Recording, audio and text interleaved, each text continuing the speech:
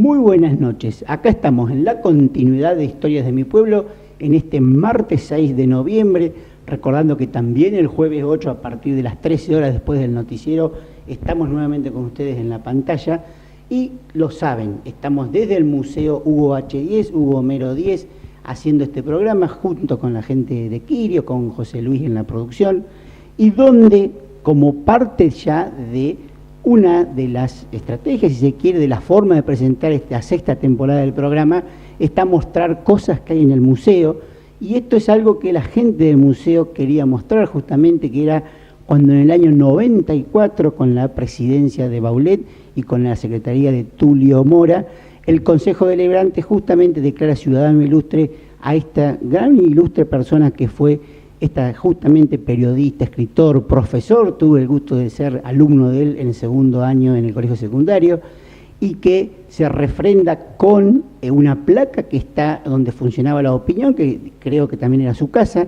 donde los que vivimos actualmente en La Prida, para que lo sepan, es donde está Óptica Córdoba, donde está heladería Los Andes actualmente, y también esto termina con una calle, un pasaje, mejor dicho, Hugo Homero 10, en uno de nuestros barrios de La Prida. Como parte también de lo que el museo quiere también contarnos justamente, está que el 24 de noviembre va a presentar justamente un libro, su hijo Eduardo, en referencia a su padre, así que ya en los próximos programas tendremos también el horario de lo que va a ser la presentación de este libro. Hecha la presentación como lo estamos haciendo, vamos a un corte muy chiquitito y estamos con nuestro invitado de la fecha.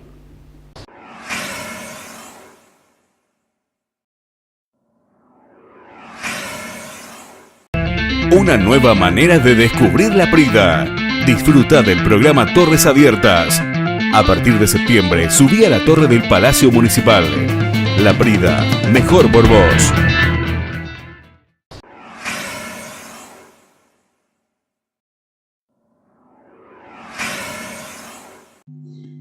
Y ahora sí, ya vamos a dar comienzo a este programa en la parte específica de la entrevista y donde ya lo están viendo posiblemente en cámaras, Alfredo Jesús Méndez, del 20 de junio de 1935. Allí comienza una fecunda historia de alguien que ya cumplió 83 años y afortunadamente lo tenemos para charlar. ¿Cómo le va? Bueno, en este momento muy bien, contento y afortunado de que me hayan invitado para hacer contar esta historia.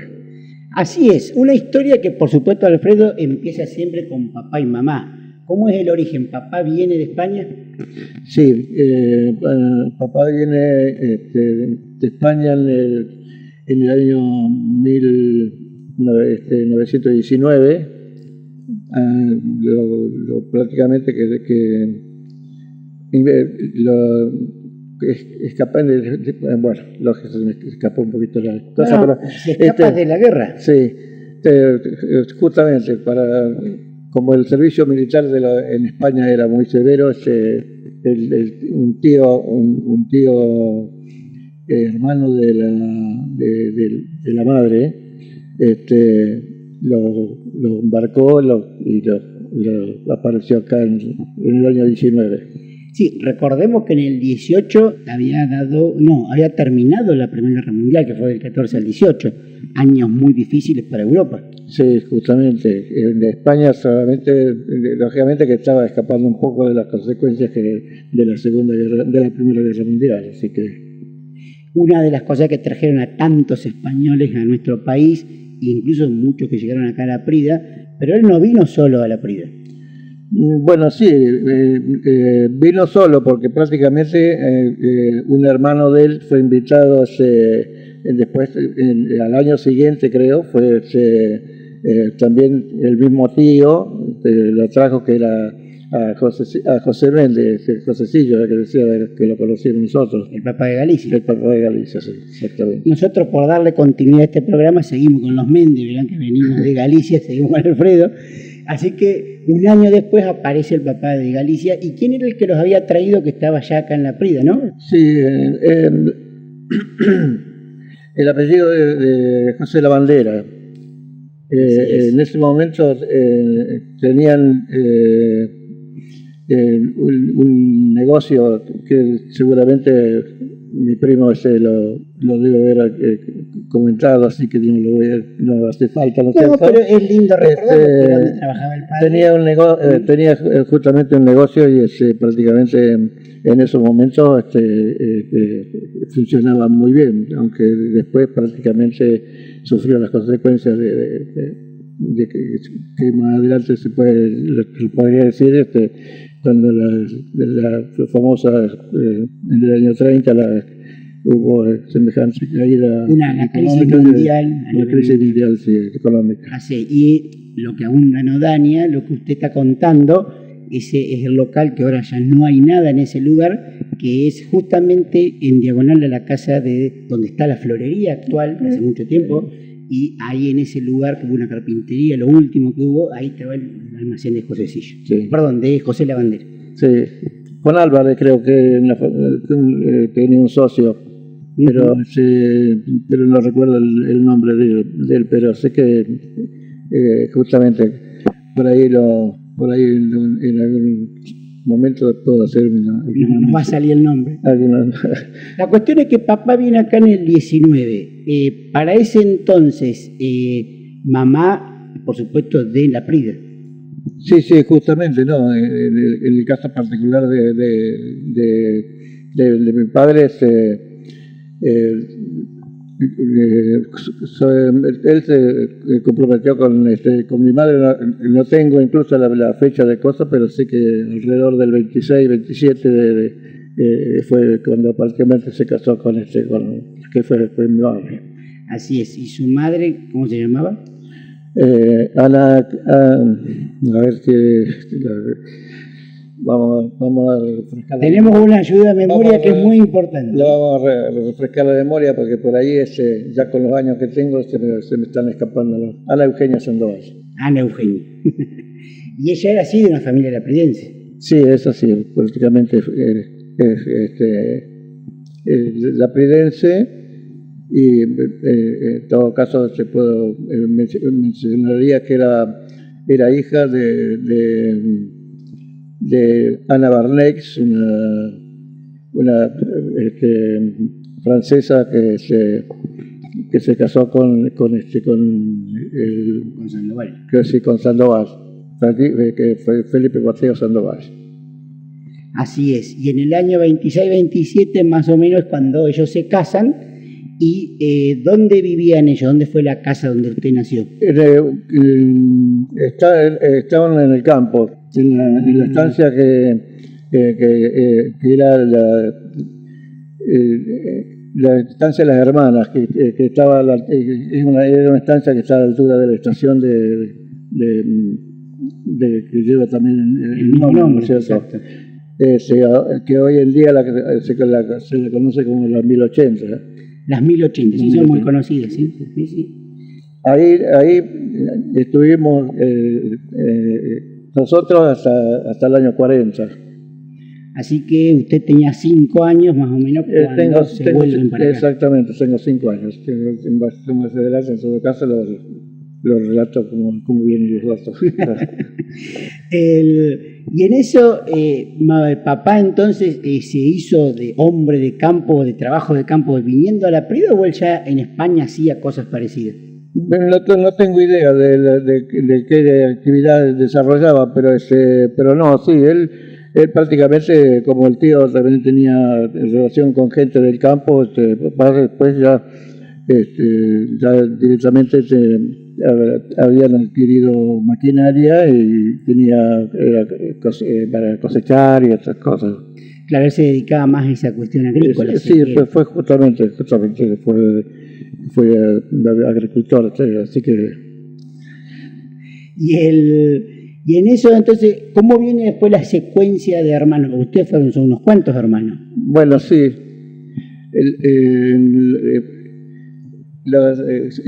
La familia se terminó constituyéndose con 9 hermanos, ¿no es cierto?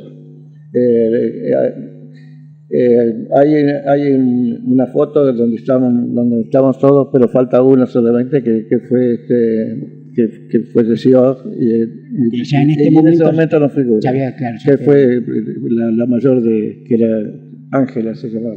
Cuéntenos quién está en esta foto, así ahora la gente cuando la vea va a tener lindos recuerdos de muchas personas que allí vamos a ver. En esta foto, esta es una foto familiar, donde prácticamente están todos los mis hermanos y con las señoras. Está, bueno, no van a saber el orden de nacimiento, o sí, pero... No, nómbreme a quienes están acá y vos me cuenta cómo fueron naciendo ustedes. Bueno, sí. La primera que nació fue Angelita, que prácticamente que es la que falleció. Después el primer varón fue Alejandro. Hubo otro Alejandro, porque prácticamente es una historia triste, pero había nacido y cuando nació Alejandro, ¿sí? Mi madre estaba atendiendo a uno que llevaba el mismo nombre, ¿viste? Porque en esa época no recurrió a otro que poner el mismo nombre, que era un bebé que tenía 1 año. ¿Pero lo atendía que le daba la teta o lo criaba también? No, prácticamente no, porque lo debe haber criado prácticamente, pero de esa manera, porque prácticamente no nos escapamos nunca de ese lugar nosotros, porque fue justamente en el momento que nació Alejandro, que está acá, prácticamente ese nene falleció porque una enfermedad infantil que no fue más atendida y como estaban en el campo. Y sí, también estamos hablando de muchos años atrás, exacto, más de 80 años. Era el año 29. Claro, así es. Saquemos la cuenta. Ahí nació Alejandro, a esa fecha. Después de Alejandro está Aurora, que después va Aniceto, después va Ángel Francisco, que estaba en Trascomú, que también fallecido. Después voy yo, Enrique, y hubo un salto, un espacio, pero en el año 40 nació la chiquita que trabajaba con Duartero y María del Carmen. La más chiquita, María del Carmen. María del Carmen era la más chiquita. Y allí también está Olga Martigena, está Cacho Amato. Exactamente, en esa foto está de Aurora, Cacho Amato, que era el esposo. Después de chiquita era Aníbal Palombo, un muchacho que en un accidente había quedado ciego, pero igual se casó y tuvieron una hija. Aniceto, que está casado con Jenny González. Después Ángel, que está casado con una... bueno, ahora no me acuerdo porque incluso está separado de ella, que estaba en Trascomú. Yo, que estoy casado con Marta Bertolano, Enrique con Olga Martigena, y después bueno, iba chiquita y María del Carmen, que nunca se casó. Acá les va a mostrar Nadia bien esta foto que tenemos mucha gente conocida y gente muy querida. O sea, en su momento tuve una relación muy linda con Aurora y con Cacho, tengo muy lindos recuerdos de ellos. Así que usted vendría a ser el cuarto o quinto, no le saqué la cuenta. A ver, espérate un poquito, que son después de Enrique, Chiquita y María del Carmen son volviendo para atrás, ¿no es cierto? Sí.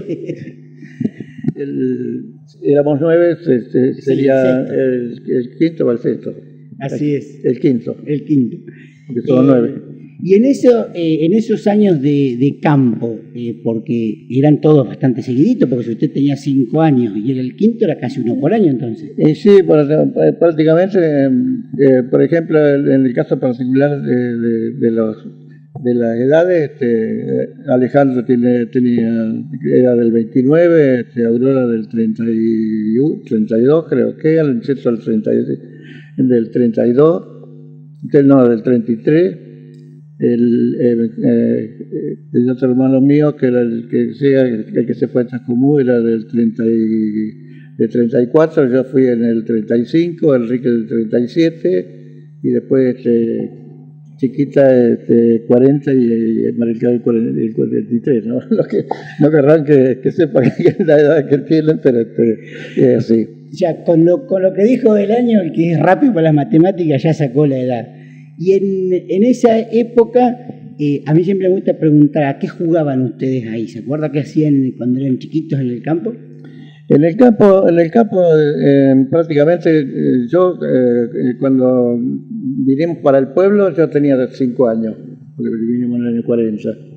En realidad, travesuras propias o nos trepábamos trepando las plantas, bajando nidos, porque había un monte de eucaliptos muy grande y en esa casa, y bueno, directamente nos teníamos, los hermanos mayores empezaron a ir a la escuela, a la escuela de las hermanas, Angelita, Alejandro y Aurora habían empezado en la escuela 3, en la escuela de, no, escuela 3 no, la escuela de la hermana.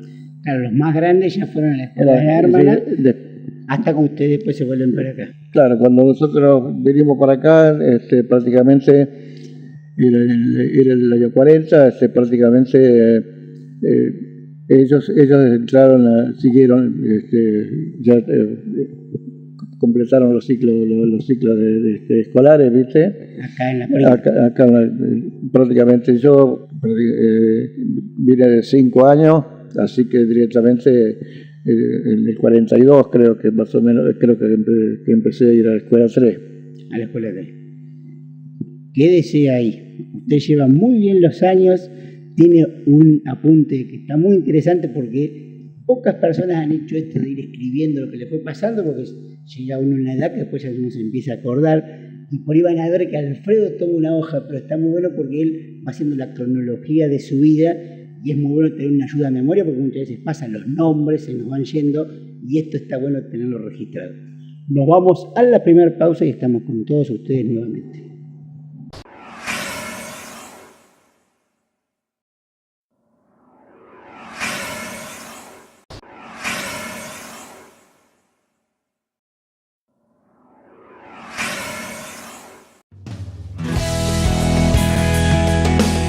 Ya lo sabes, si estás buscando calidad, La Barraca Duartero, un lugar con estilo y una amplia variedad de marcas.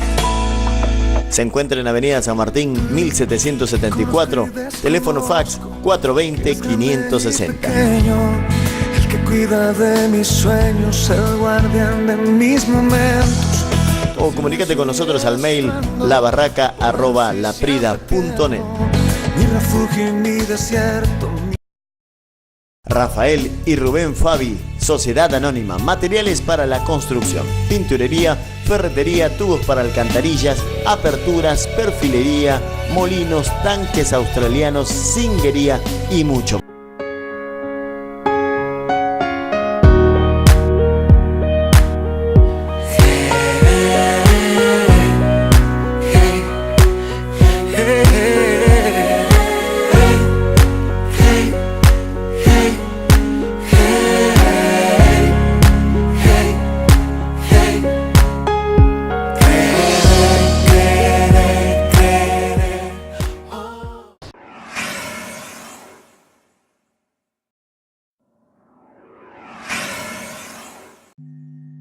Ahora sí, después de la segunda pausa a la cual nos habíamos ido, estamos nuevamente con ustedes y donde en esta cuestión vamos descubriendo que Alfredo es una persona meticulosa, ordenada, que tiene justamente escrito parte de su vida o su vida. Entonces hay una referencia que él no quiere dejar pasar por alto, que es justamente de dónde viene papá, o sea, del pueblo donde vino papá, que nos habíamos contado en sus inicios. Bueno, antes de proseguir con esta historia, que es la primera parte donde están, que se relacionaba con mis padres. Papá era un español nacido en Asturias, la orgullosa provincia norteña de España, la nunca conquistada, según decían, porque ahí sí no llegaron nunca los moros, que sí pisaron la gran parte de la península ibérica. En un pueblito en orillas de la ría de Ribadeo, en el límite con la provincia gallega llamada Tapia de Casariego, en el municipio de Mánzara. Papá, hijo de Casimira la Bandera y Francisco, el padre, viajó a la Argentina allá por el año 19 del siglo pasado, habiendo gestionado su venida al país un hermano de la abuela Casimira, que era la madre de mi padre, don José la Bandera, que llevaba años en la Argentina y que tenía una muy buena posición económica, según creo haber oído decir a papá, pero que perdió todo por manejos no muy santos de algún socio en sus actividades comerciales. Más adelante volveré a decir algo más sobre el querido recordado viejecito que nosotros llamábamos el tío José. Perfecto, muy lindo cómo está redactado y hasta un comentario aparte de dónde parte de lo que pierde es por algunos manejos no santos de algún socio. La cuestión entonces que volvamos al programa específicamente. Usted a los 5 años se vienen para acá con los hermanos mayores y empiezan a ir a la escuela 3, donde usted también va a la escuela 3. Sí, exactamente. ¿Y dónde vivían, Alfredo, ya instalados en la Prida? Cuando vinimos del campo, porque prácticamente mi padre tuvo que, no sé por qué razón, tuvo que desalojar, venirse para el pueblo. Vinimos a vivir a una casa que estaba en la quinta, que está ahí cerca de la cancha de Newbery, a ver cómo es el apellido de...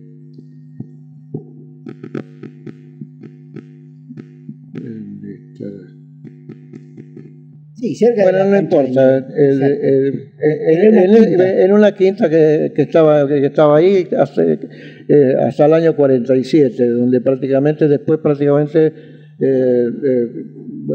nos vinimos más al centro y pasamos a vivir en la calle Mitre, ahí a una media cuadra de la calle Rivadavia.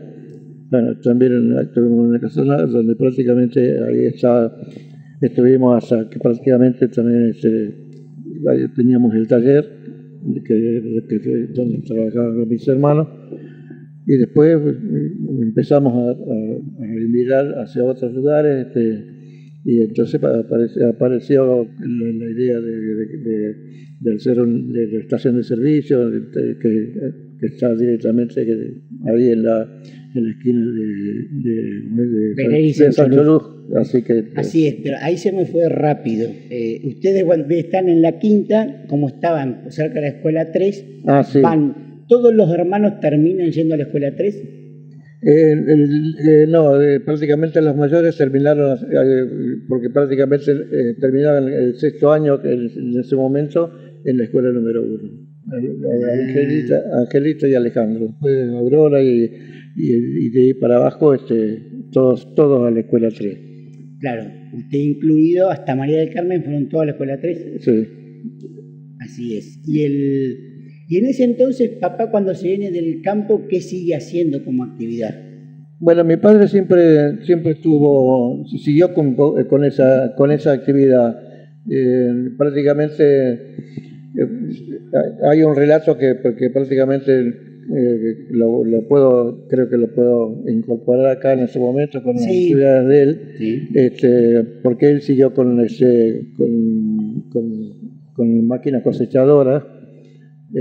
Pero en ese momento las cosechadoras eran tiradas a caballo, con caballos. Prácticamente estaban haciendo una cosecha en una chacra cerca ahí del cementerio, ¿De Carlos Schwab? Sí, de Carlos ¿Y Schwab. ahí qué pasó con esa cosechadora?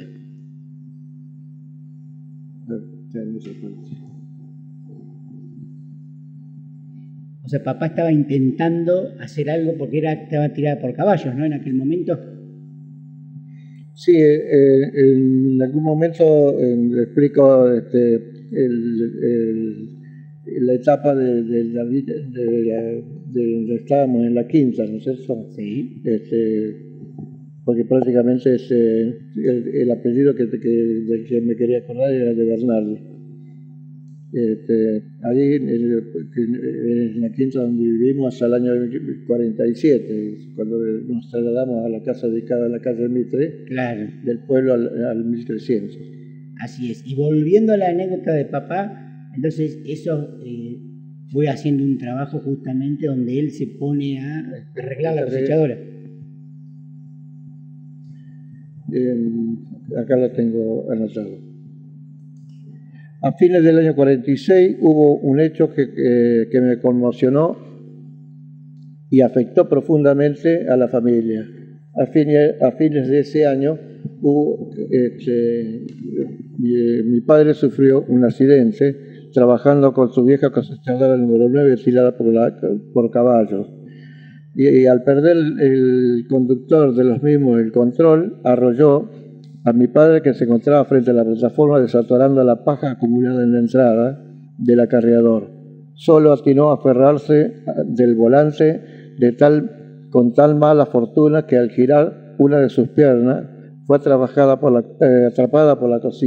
la cuchilla, seccionándolos limpiamente. Se trasladado al hospital, fue atendido por el doctor Abadie, que puede decirse que fue quien le salvó la vida después de sufrir graves hemorragias que lo llevaron al borde de la muerte. Así es. Y después de un buen tiempo, me imagino que le había llevado una recuperación importante, ahora estuvo un buen tiempo sin trabajar. Sí, exactamente. Prácticamente surgió, se recuperó prácticamente bastante bien sobre el tema del corte, ¿viste? Que era de la rodilla para abajo. Viajó a Buenos Aires con había una tía que lo albergó y prácticamente estuvo ahí incluso hasta le diagramaron una pierna ortopédica, y a partir de ese momento él siguió prácticamente con la actividad. Y de hecho no usaba bastón, ¿no? No, porque prácticamente, bueno, por ahí él se sacaba la pierna y tenía una muleta que le apoyaba la rodilla, y ahí andaba, la verdad que andaba muy bien, ¿viste? No tuvo mayormente problemas con Se adaptó muy bien a esa pierna ortopédica y de hecho vivió unos cuantos años, ¿no? ¿Cuánto tenía cuando falleció? Mi padre murió tenía 92 años. 92, y de hecho yo tengo el recuerdo de verlo cruzar de la casa de María Carmen, por ejemplo, al taller, o haber ido al taller y viéndolo trabajar. Y sí, prácticamente él atendía una máquina de afilar discos de las separadoras, prácticamente, que era, y de ahí trabajó, no sé, se sentaba ahí en esto, porque en ese momento los discos de las máquinas se afilaban, ¿no es cierto? Ahora ya eso ya no lo usan, así que hay sí técnicas mucho más distintas. Pero sí, y cuando no pudo seguir más, siempre iba al taller sentado y por ahí viajaba, los vigilaba a ustedes. No, yo digo vigilado, ¿no? Porque él estaba por ahí, te daba alguna indicación, alguno de Alejandro y Aniceto. No, Alejandro no era, Aniceto y Enrique eran los que quedaron ahí en el taller, así que tenía que decir que teníamos en la calle Mitre. ¿Sí? No en la calle Mitre, en la calle de Sancho Luz. Sancho Luz, sí, porque ahí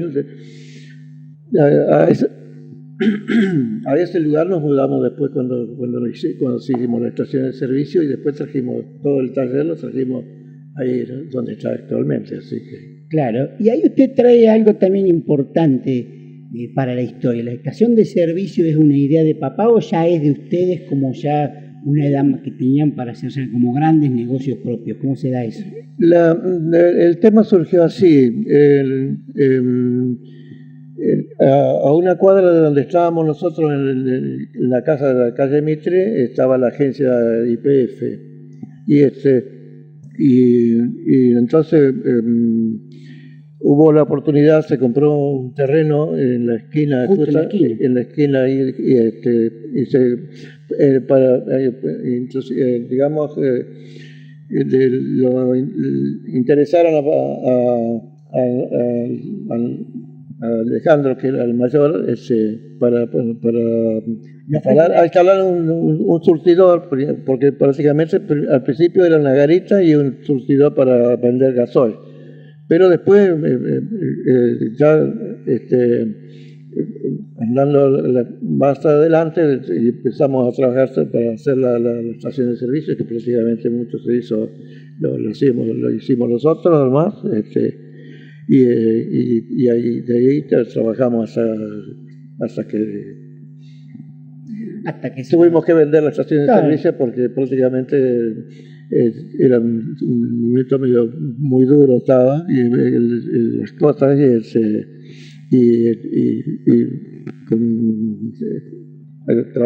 tuvimos que trabajar comprando el combustible con mucho, sin el precio. Exacto. Y directamente después, cuando se cortaron los cubiertos, directamente el agujero que se hizo se llevó casi toda se llevó la estación de servicio, así que, pero nos quedamos con el taller, así que. Claro, pero toda la estructura actual era la estación de YPF Méndez Hermanos. Sí. O sea, todo ese lugar que está donde ahora está para uno va a comer, todo eso quedó, los galpones, el centro, todo lo hicieron ustedes. Sí, le habíamos puesto a la Angema porque era Alejandro Aniceto, Alfredo y Enrique. La Gema, claro. La firma, así que. Sí. Pero un momento me pareció que decía Méndez Hermano, ¿no? Siempre fue a la gente. Sí, es Méndez Hermano, pero a la estación de servicio era la Angema de Méndez Hermano. Así es, y fue, digamos, y terminó, y sigue siendo actualmente la única YPF que hay en La Prida, o sea, y estaba, ¿dónde dice usted? ¿En la esquina, casi enfrente de Diagonal de Platense, o dónde estaba antes la YPF? No, la agencia YPF estaba ahí en la calle Rivadavia y Mariano J. Pereira. Donde tenía Duavo sí. El supermercado Guille. Todo ese local, esa esquina. El supermercado Guille era la agencia de YPF. Estaba la agencia. Sí, ahora me viene a mí la memoria de recordar esos surtidores. Sí. ¿Lo de Monferrato en la esquina era YPF también? Sí, esa estaba antes que la de nuestra. Claro, antecedió a ustedes. Sí. Claro que era bien en pleno centro, con 2 surtidores, con cochera, que sigue estando la estructura actual. Claro, sí, pero prácticamente ellos ahí no tienen la venta de combustible. No, ya hacemos, es más, mucho antes de que ustedes la vendieran la YPF ya había dejado de funcionar, si no me equivoco, esa YPF de Monferrato. Así que fíjese cómo terminamos, fuimos hilvanando, pero nos fuimos con la historia de papá, porque a partir de esto que usted no quería dejar ahí, digamos, cortado, que era de dónde venía papá, de Asturias, terminamos justamente con la YPF, que fue una cuestión histórica también de La Prida, la ubicación, y sobre todo lo importante es que sigue estando esa YPF en nuestra ciudad. Así que se nos fue ya el segundo bloque, nos vamos a la tercera y última pausa.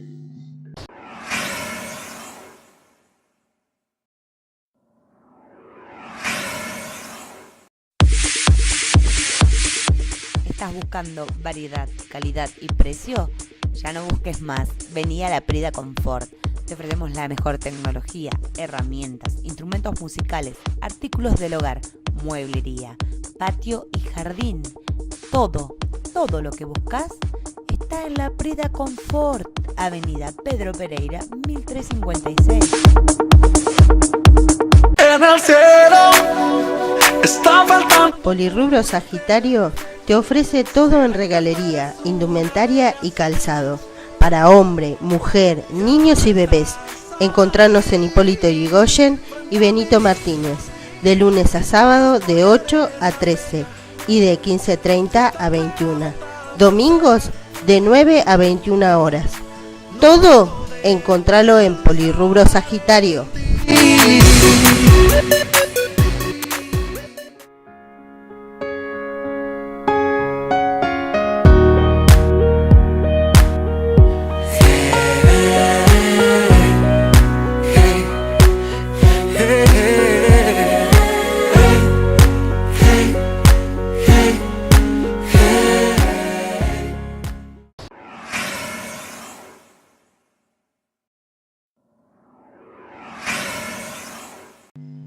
Y ahora sí, nos estamos yendo a lo que sería el último bloque de la primera parte con Alfredo. No sabemos si esto va a terminar en segunda, por supuesto, no sé si no va a haber una tercera parte, porque en esa cuestión que yo les contaba de ir siendo justo en el relato y siendo cronológico, Alfredo no nos quiere dejar pasar algunas cuestiones de mamá, de Ana Eugenia Sandoval, que nos va a leer en una cosa distinta de lo que habitualmente hacemos. Él va a contar leyendo justamente esa historia de mamá para justamente ser justo, porque si no contamos de papá y le quedaba ahí. Sí, la de mamá y la de mi abuelo que en el ejército que hizo el primer servicio militar. ¿A su abuelo? Sí. Ah, bueno, cuente, léalo tranquilo. Bueno. Vos me das el de... Sí, yo le di el pie, lea nomás. ¿La entrada? Sí. ¿Empiezo? Sí, empiece nomás. Bueno, volvemos un poquito atrás en el relato y vamos a hablar un poco de mi madre, que como ya dije, era hija del matrimonio de Anna Barneix, una francesa viuda de la Casette, y un criollo con profundas raíces indígenas, don Felipe Mateo Sandoval, que lucía con orgullo la condición de ser veterano de Curumalal, un ex soldado perteneciente a los primeros conscriptos de la Argentina. Perón, allá por el año 50, rescató su condición y le entregó una medalla de oro y una pensión equivalente a un sueldo de cabo del ejército argentino. ¿Qué tal? ¿Y de mamá, usted se quería contar esos antecedentes o alguna actividad que hacía en la quinta también? Básicamente el tema de ese dato del abuelo, una mezcla, la verdad, rara, ¿eh? Una francesa con un indio. Mire de dónde vienen las raíces. No era indio del todo, pero por el apellido era de...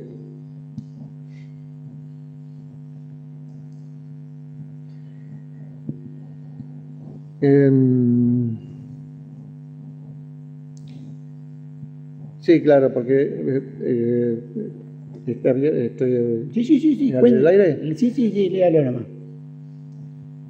Bueno, pues me voy a referir también que en los 7 años que pasé en la quinta de mi infancia fueron quizás los más felices de mi vida, vividos en el seno de una familia pobre, con el sacrificio de mi madre, que ordeñaba unas vaquitas y con la leche que vendía lo vestía y alimentaba con la ayuda de mi padre, que seguía afectando a las tareas rurales y de esquila. Esos fueron los años donde yo comencé a la escuela 3, donde prácticamente terminé como la parte primaria. Así es, y ya después usted ingresa al Colegio Nacional. Exacto, sí. ¿El Colegio Nacional estaba donde está actualmente? Sí. Terminé el 6º grado en la escuela número 3 y justamente en el año siguiente fue por iniciativas que hubo de personas interesadas de crear una escuela secundaria. Se abrió una idea para incorporar y empezar una idea ya El secundario en secundaria en la Prida. ¿Y usted que es la primera camada de secundario en la Prida? Exactamente, porque se contactaron con profesores de Olavarría y entonces se llegó al acuerdo de hacer empezar con el primer año para Sí, dar comienzo a la educación secundaria en la Prida, que estamos hablando más o menos del año 55. Era del 49 al 52. Porque claro, perdón, 52, sí. Claro, después prácticamente yo fui a hacer cuarto año a Olavarría, me resultó muy duro el cambio y las tareas eran mucho más severas que acá en la Prida, ¿no es cierto? El deber y el estudio era mucho más exigente. Sí, bueno, entonces ese cuarto año lo repetí en Buenos Aires, en la casa de una tía, y terminé el cuarto año allá en Buenos Aires, en el Nacional Belgrano, un colegio nacional que era exclusivamente de varones, ahí cerca de la avenida Santa Fe, y a ver qué bueno. Sí, por ahí, por Redón también. Bueno, ahí terminé. Tías suyas había en Buenos Aires. Sí, y luego terminé ahí el cuarto año, prácticamente, que fue más fácil porque ya prácticamente... Como repitió, tenía más sabido al año. Y vine acá de vuelta otra vez a Olavarría, ya hice el quinto año y me recibí bachiller nada más, pero prácticamente las situaciones eran muy duras y para el sistema de estudios secundarios, no como ahora. Aparte que ya me tocó hacer ser convocado a hacer el servicio militar, y entonces ese año largo que prácticamente ya me interrumpió prácticamente la idea y de ahí nomás, ahí me quedé, ¿no? Exacto. Pero acá me quedan algunas cuestiones. De todos los hermanos, ¿usted fue el único que termina bachiller, que tuvo esa inquietud? ¿O hubo algún otro que también fue con usted? Bueno, no, prácticamente la única que siguió después era María del Carmen, que fue maestra. Claro. Pero los hermanos mayores ninguno. Terminaron el primario y ya se dedicaron a trabajar. Mi madre siempre tenía una cierta preferencia y bueno, y ella fue la que se encargó de armar todo el sistema para que yo hacer el secundario. Porque lo contactó con familiares en Olavarría y después en Buenos Aires. Sí, pero hicimos acá en la Prida hicimos 3 años nada más. Claro. Se iban creando año a año. Claro, usted al ser la primera camada y como hasta tercero. Como no había alumnos, entonces por eso prácticamente no se pudo hacer en ese momento el cuarto año. Entonces los de tercero que hicieron el tercero, que venían de segundo atrás de nosotros, ya era mayor cantidad de alumnos. Entonces directamente se pudo seguir con el cuarto, que bueno, normalmente se fue creando. E incluso dejó de ser dependiendo del colegio de Olavarría y pasó a ser el colegio nacional de Francisco Narciso de la Prida. Claro.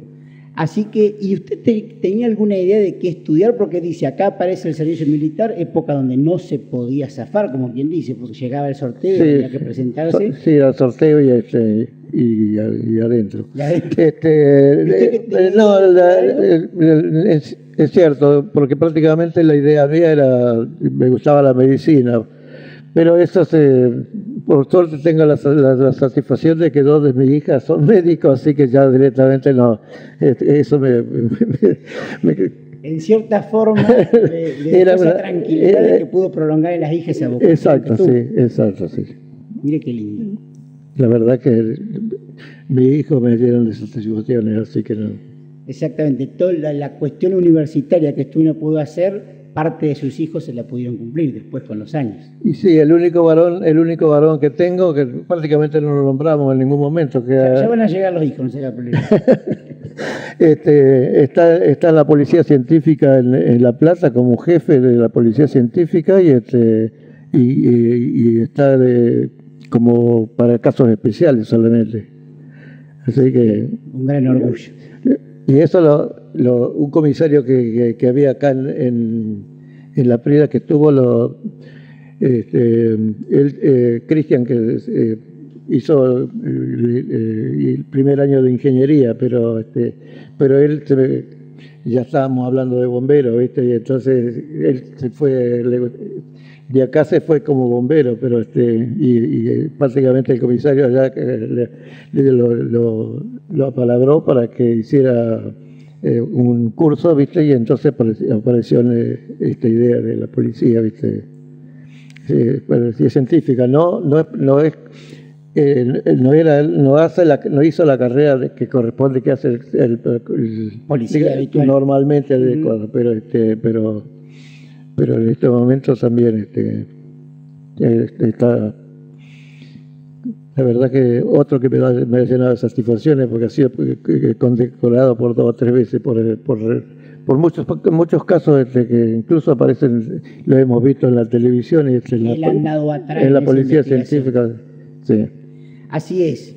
Vio que la memoria y las cosas nos van llevando, nos van Sí, la verdad muchas ramas acá. Sí, pero estábamos en el servicio militar, bueno. Usted que le gusta ser cronológico.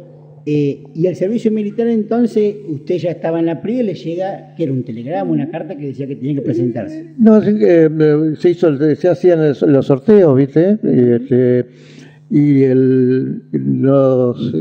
Fuimos, a ver qué día, fue a principios de diciembre del año 55. Que fuimos a Bahía Blanca a revisación y de ahí nos embarcaron, se fue a Comodoro Rivadavia. O sea que directamente de Bahía no pudo volver, de ahí ya nos llevaron a Comodoro. Sí, nos embarcaron, era una compañía de chica, pero realmente el tipo de ingeniería, así que me fue bien. Es decir, me quise hacer pipiola, me pegaron unos bailes y después terminé siendo cabo de reserva, así que... Pero no era cuento eso de que si uno se hacía el piola, como dice usted, lo bailaban y lo ponían en su lugar enseguida. Sí. Acá estamos mostrando justamente una foto del servicio, con 3 compañeros que ninguno de la Prida, ¿no? Tienen toda gente. No, directamente. Bueno, de la Prida estaba el chico de López, hermano de los que trajeron para Newbery para el fútbol, que le decían Cueva López, y después Peralta también, Héctor Peralta, que era policía, ese también estaba. Ah, Héctor, sí, mire. Sí. Así que tuvo 2 compañeros de la Prida allí. Y lamentablemente salimos en la primer baja, pero era una clase castigada, porque prácticamente, como dieron de baja más temprano a los que participaron en la revolución que derrocó a Perón, Claro. Entonces directamente se prolongó yo tuve que hacer 13, salí en la primera baja y tuve que hacer 13 meses, así que... Claro, pero en cierta forma habían mandado de baja primero los que habían estado participando de este... Claro, justamente porque como prácticamente para... Y bueno, pero fue una linda experiencia. Que vendría muy bien que la repitieran en la actualidad, porque realmente se aprende mucho. Acá José Luis Suárez, nuestro productor, asiente. ¿Y acá con quién está? Y este es un chico, era un sobrino de una señora que trabajaba yo estaba en la oficina de mayoría y trabajaba aquí, estaba sacando una foto. De ahí este recuerdo en estas fotos tan lindas que tienen ese reborde cortadito, bien prolijo, que ya por supuesto no existen más este tipo de fotos, y donde ya después se vuelve a la Prida con 20, 21 años ya para esta entonces, ya estaban los 21 años, y esa es una historia que nos la va a contar junto con una historia donde acá también los invito para el próximo martes 13. ¿Por qué? Porque Alfredo tiene justamente una historia muy linda, también la tiene anotada, y vamos a refrescar lo que fueron los comienzos de cuando inicia el famoso barrio Santa Ana, el querido barrio Santa Ana, donde él es uno de los primeros habitantes, donde también nos va a contar cómo se mudó de casa, la que está actualmente no era su casa, pero hay una historia muy rica porque arranca ya por el año 47, cuando empiezan los primeros proyectos de que pase el gas por la Prida, y donde él tiene todos esos relatos, esos cuentos, que también los vamos a acoplar con recuerdos, por supuesto, de su paso por Bomberos. Y hay cosas que nos van a sorprender de Alfredo. Algunos se lo imagina que fue goleador. Bueno, ya van a ver las fotos en el próximo programa, así que nos vemos el próximo martes, Alfredo. ¿El martes? El martes que viene nos volvemos a encontrar. Bueno, cómo no, encantado. Será hasta el próximo martes 13, día de panqueque, no se olviden. La vida tiene esas cosas, con perfume de mujer, y en sus calles arboladas maduró nuestra niñez. La Prida, ciudad hermosa, es como un dulce clavel, tan bella como una rosa. Si me voy quiero volver, volver. Si me voy quiero volver.